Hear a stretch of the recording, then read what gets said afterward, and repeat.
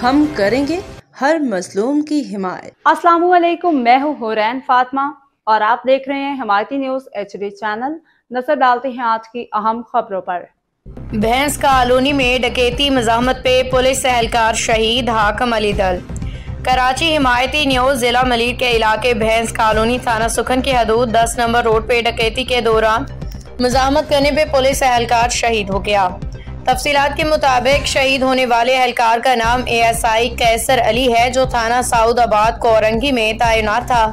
वाक़े के बाद इलाके में खौफ और हिरास फैल गया।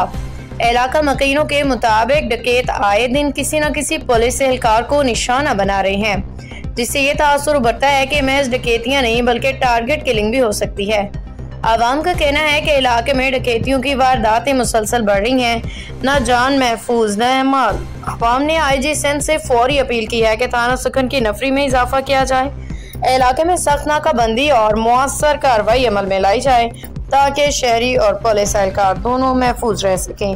हाकम अली दल, रोजनामा हिमायती न्यूज।